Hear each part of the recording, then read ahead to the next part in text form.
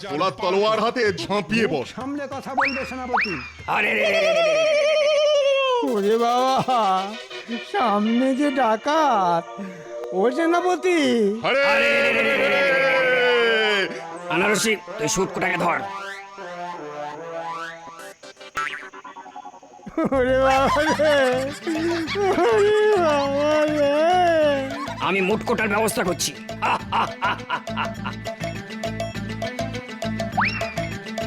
মুটকোটা পালিয়ে গেছে। তাহলে আমাকেও পালিয়ে যেতে দে, তোদের দুটো পায়ে পড়ি। চপ, 1000 টাকা না পেলে কিছুতেই ছাড়বো না। ওরে বাবা, 1000 টাকা তো নেই রে। তাহলে তোর ধর থেকে মুন্ডুটা ঘেঁচাং থু করে দেব।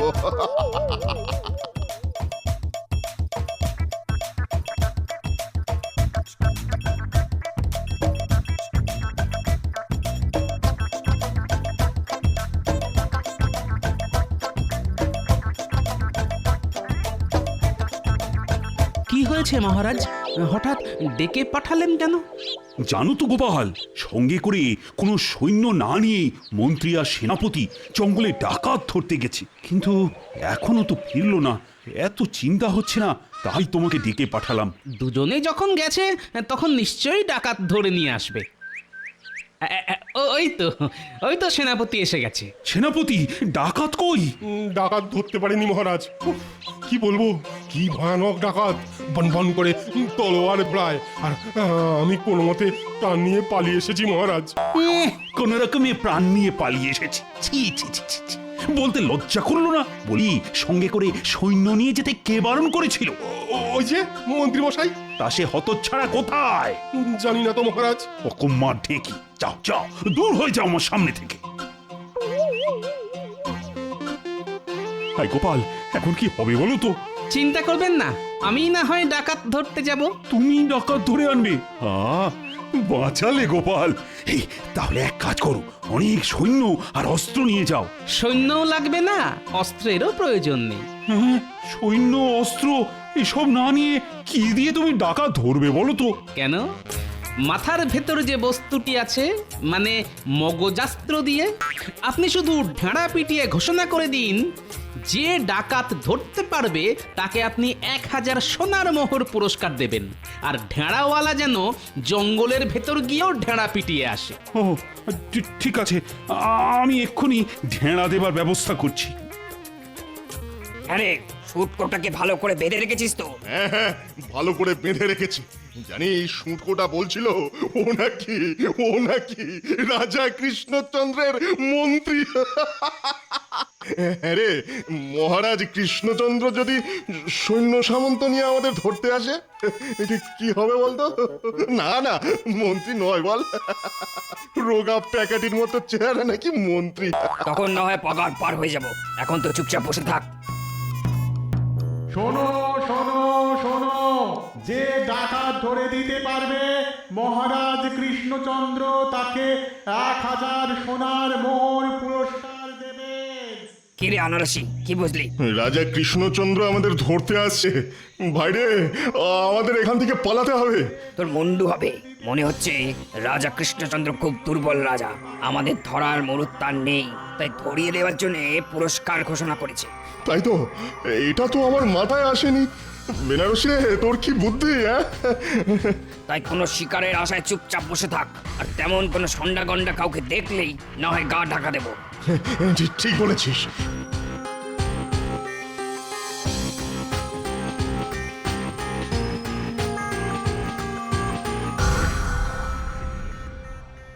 বেনারসি রে, একটা মোটকুর শিকার আসছে রে। চল তাড়াতাড়ি গাছ থেকে নেমে বেটাকে ধরি।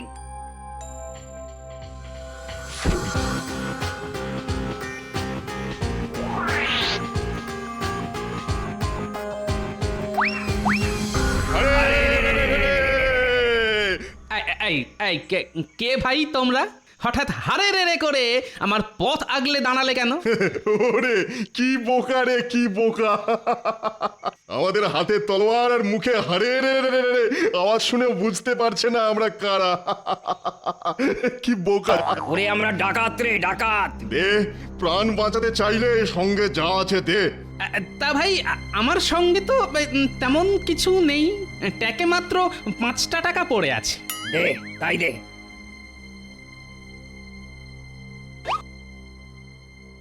যা এবার দূর হয়ে যা। তা না হয় যাচ্ছি, কিন্তু ভাই আচ্ছা ডাকাতি করে কত রোজগার হয় তোমাদের?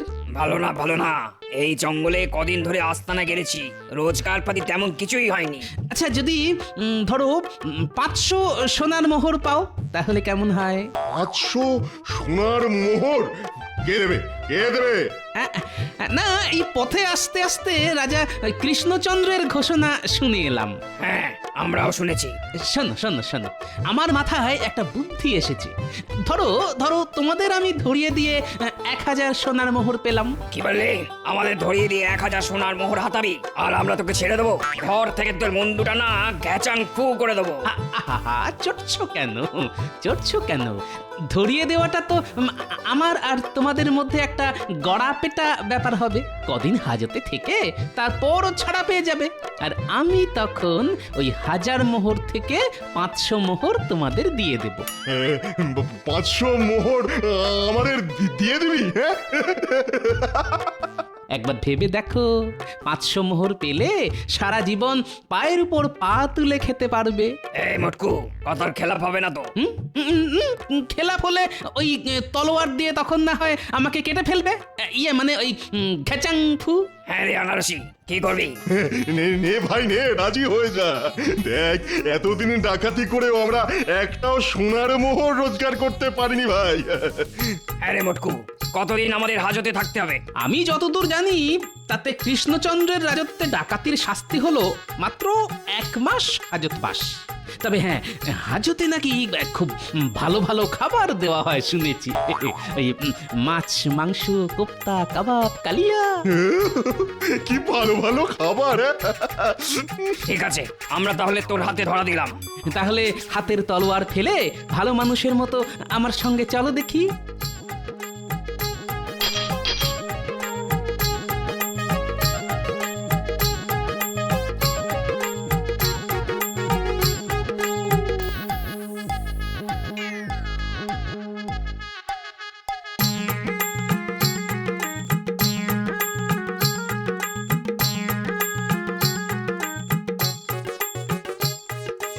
মহারাজ এনেছি।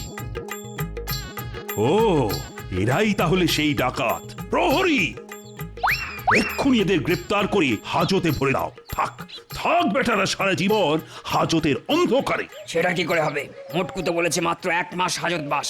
আর আর সেখানে ভালো ভালো খাওয়া? হ্যাঁ, ভালো খাওয়া তো বটেই। সকালে আচ্ছা ডান্ডা আর রাতে মার খেয়ে ঠান্ডা। তার মানে? ওরে বোকা ডাকাত, তোদের ধরার জন্যে ওটা ছিল আমার চাল। হ্যাঁ নয় হ্যাঁ। এবার বলতো, আমাদের মন্ত্রীকে কোথায় রেখেছিস? না বললে কিন্তু খাওয়া বন্ধ। বলছি বলছি, মিথ্যে কথায় ভুলিয়ে আমাদের অনেক সর্বনাশ তো করেছিস। এরপর আর খাওয়া বন্ধ করে দিস না ভাই। তাহলে বল। জঙ্গলের বুড়ো বটগাছের সাথে বেঁধে রেখেছি। লক্ষ্মীরা, এই দুটোকে হাজতে ঠুকিয়ে মন্ত্রীকে উদ্ধার করে নিয়ে এসো। চল চল চল চল। সত্যি গোপাল, তোমার বুদ্ধির তুলনা নেই। কত সহজে ডাকাত ধরে নিয়ে এলে। সবই আপনার আশীর্বাদ আর আমার মগজাস্ত্রের জোরে মহারাজ।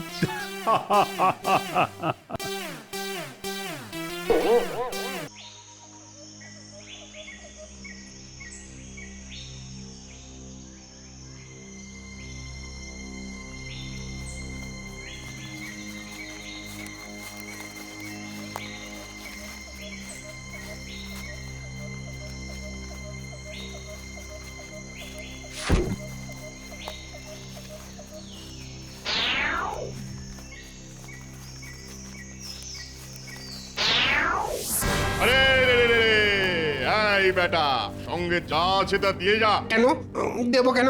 ওরে, আমরা যে ডাকাত, তাই ভালো মানুষের মতন সঙ্গে যা আছে তা দিয়ে সুরসুর করে চলে যাবি। না হলে এক কোপে করে কেটে নেব তোর মাথা। ওরে বাবা রে, এ কি সর্বনেশে কাণ্ড রে। হ্যাঁ, সেই জঙ্গলে ডাকাত। ওরে বাবা, আগে তো কখনো ছিল না এই কৃষ্ণনগরে। এ কি ঘোর দুর্দিন এলো রে বাবা। আগে ছিল না, এখন এসেছি। দে, সঙ্গে যা আছে তা দিয়ে প্রাণ নিয়ে কেটে পড়।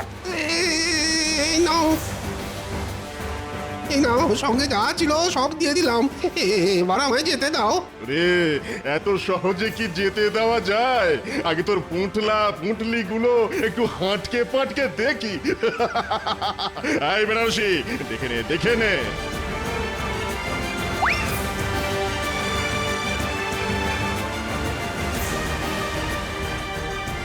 না রে আনারসি, রোজকার কিছু নেই। যা, যা ভাগ।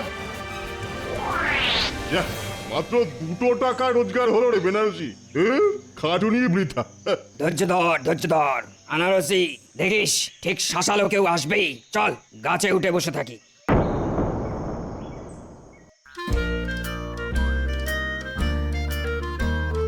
জয় মহারাজ কৃষ্ণচন্দ্রের জয়। জয় মহারাজ কৃষ্ণচন্দ্রের জয়। আজ একটা বিশেষ আলোচনা করার জন্য তোমাদের সকলকে ডেকেছি। কদিন বাদে নবাব বাহাদুর কৃষ্ণনগর পরিদর্শনে আসবেন। এ আর নতুন কথা কি মহারাজ, উনি তো মাঝে মধ্যেই আসেন, কয়েকদিন থাকেন, ভালো মন্দ খান, ছুতোয় নাতায় আমাদের খুঁত ধরার চেষ্টা করেন, আর অবশেষে মুর্শিদাবাদে ফিরে যান। না না গোপাল, তার এবারের আশা কিন্তু সেরকমের আশা নয়। এবার তিনি আসছেন আমাদের কৃষ্ণনগরের আইন শৃঙ্খলা দেখতে। আইন শৃঙ্খলা? তা সেটা তো আমার ব্যাপার নয় মহারাজ। সেনাপতি এ ব্যাপারে ভালো বলতে পারবে। সেনাপতি, রাজ্যের আইন শৃঙ্খলা কেমন? মহারাজ, মহারাজ। এই কে হে তুমি? দেখছো রাজসভায় একটা গুরুত্বপূর্ণ বিষয় নিয়ে আলোচনা হচ্ছে, তার মধ্যে মহারাজ বলে এসে দাঁড়ালে। কোথাকার আহম্মুক তুমি? আগে বড় বিপদে পড়ে মহারাজের শরণাপন্ন হয়েছি। শরণাপন্ন হয়ে মাথা কিনেছ আর কি। মন্ত্রী, তুমি ওকে বলতে দাও। হ্যাঁ, বলো বলো, তুমি বলো তো। মহারাজ, আমাদের রাজ্যের দক্ষিণ প্রান্তে এই যে জঙ্গলটা আছে, আজ সকালে ওই জঙ্গলের মধ্যে দিয়ে আমি আমার ওই মেয়ের বাড়ি যাচ্ছিলাম। সঙ্গে 2 টাকা ছিল। হঠাৎ 2 ডাকাত এসে আমায় চেপে ধরলো। ওদের হাতে আবার তলোয়ার। আমাকে মেরে ফেলার ভয় দেখিয়ে ওই 2 টাকা ওরা কেড়ে নিল মহারাজ। সেনাপতি, এ কি শুনছি?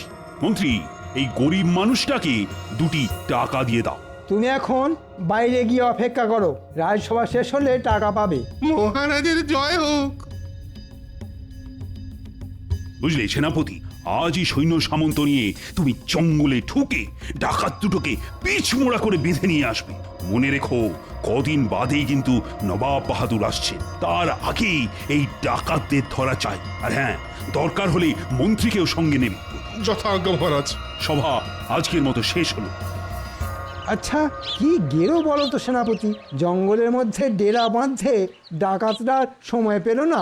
এই বুড়ো বয়সে ডাকাতদের সঙ্গে লড়তে কার ভালো লাগে বলো তো? হ্যাঁ, ভয় পাচ্ছেন মন্ত্রী মশাই? ভয় কেন পাবো? আমরা তো আর তোমার মতো ভীতু নই। কি বলো সেনাপতি? একেবারে ঠিক। জঙ্গলে ঢুকবো আর ডাকাতের কান ধরে হিড় করে টেনে নিয়ে আসবো। হ্যাঁ, ওদের হাতে কিন্তু তলোয়ার আছে, দেখবেন আপনাদের কান যেন আবার কাটা না যায়। মস্করা হচ্ছে? আমাদের সাথে মস্করা হচ্ছে? দাঁড়া বেটা পেট মোটা, তোকে দেখাচ্ছি।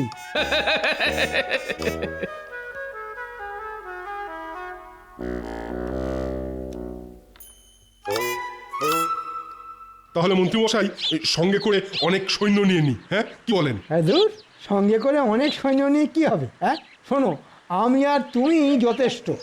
মানে? বুঝলে না? না। এই জন্যই না মহারাজ তোমাকে মাথা মোটা বলেন। শোনো, আমার স্থির বিশ্বাস জঙ্গলে ডাকাত মাকাত কেউ নেই।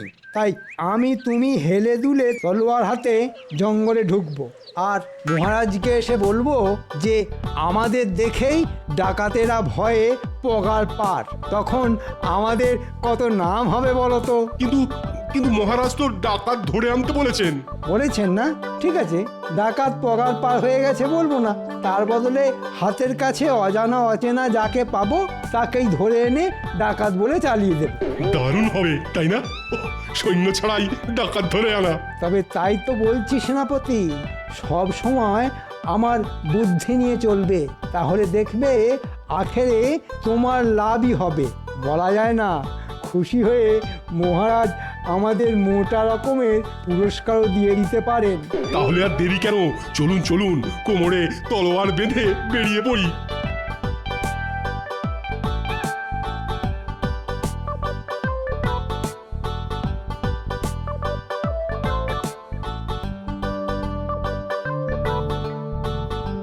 দুই বীর ডাকাত ধরতে গেল, নিজেদের মধ্যে কি কথা বলছিল এত দূর থেকে সেটা ঠিক শুনতে পেলাম না, তবে মনে হচ্ছে নিজেদের নাম ফাটাতে সঙ্গে করে কোনো সৈন্যও নিল না।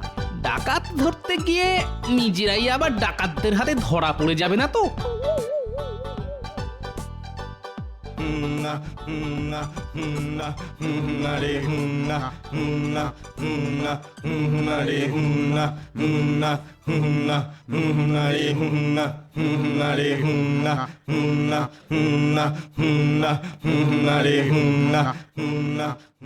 আনারসি রে, হুমনা হুমনা করতে করতে মনে হচ্ছে পালকি আসছে। পালকি মানে বেশ শাঁসালো শিকার। চল চল, গাছ থেকে নেমে ঝোপের আড়ালে লুকিয়ে বসে থাকি, তারপরে কাছে এলেই খোলা তলোয়ার হাতে কোপ মারতে হবে। চল চল চল। ঠিক বলেছিস।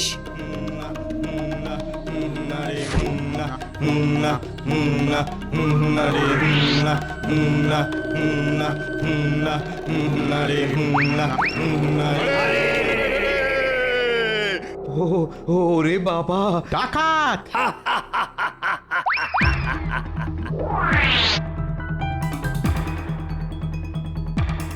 দেখ আনারসি দেখ, আমাদের ভয় বেটার ছেলে কেমন ঠক ঠক করে কাঁপছে দেখ।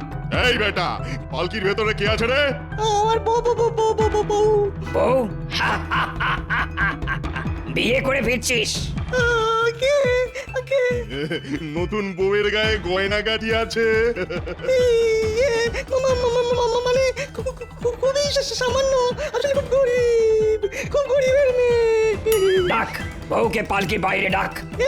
এই শুনছ, পালকির বাইরে এসো, ডাকাত কাকু এসছে।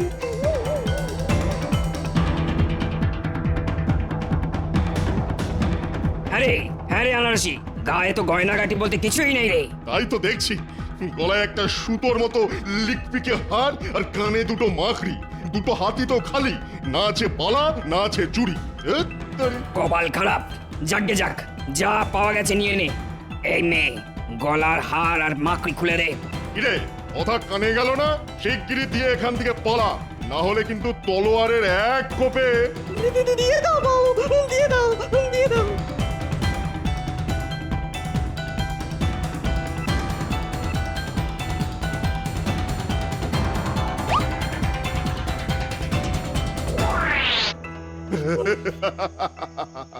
পালিয়েছে, আমাদের ভয়ে পালিয়েছে। চল আবার গাছে উঠে বসে থাকি।